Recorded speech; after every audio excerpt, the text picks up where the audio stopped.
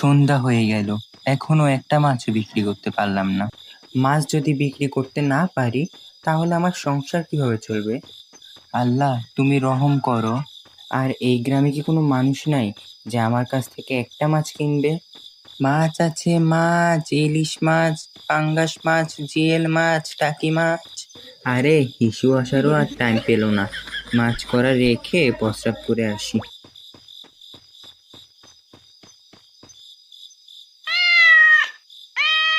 হিস হিস, ওই শালার বিড়াল আমার মাছ নিয়ে গেল। ওই বিড়াল, ওই দাঁড়া, আমার মাছ দিয়ে যা।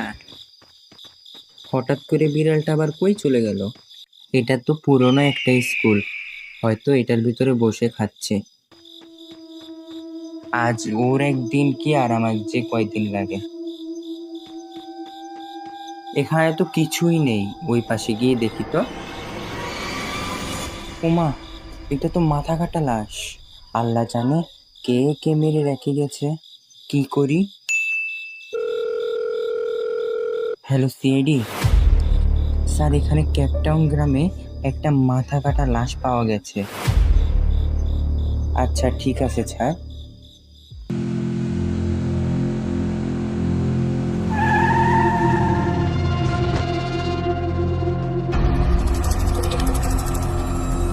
স্যার, আপনারা আইছেন? দেখেন কে যেন এই বাচ্চাটাকে গলা কেটে ফেলে রেখে গেছে। অভিজিৎ, তুমি লাশটা ভালো করে চেক করো, দেখো কোনো কিছু পাওয়া যায় কিনা। আর আপনি এক্স্যাক্টলি এখানে কি দেখেছেন? স্যার, আমি একটা গরিব মাছওয়ালা, এই গ্রামে আইছিলাম মাছ বিক্রি করতে। হঠাৎ আমার প্রস্রাব আসে, মাছের ঝুলিটা রেখে প্রস্রাব করতে চাই। কোথা থেকে যেন একটা বিড়াল এসে ঝুলিটা থেকে মাছ নিয়ে পালায়। খুঁজতে খুঁজতে পুরানো এই স্কুলের সামনে আসি বিড়ালটাকে খোঁজার জন্য। স্কুলের ভিতরে ঢুকে দেখি এই গলা কাটা লাশ। তারপর আপনাদের ফোন করি।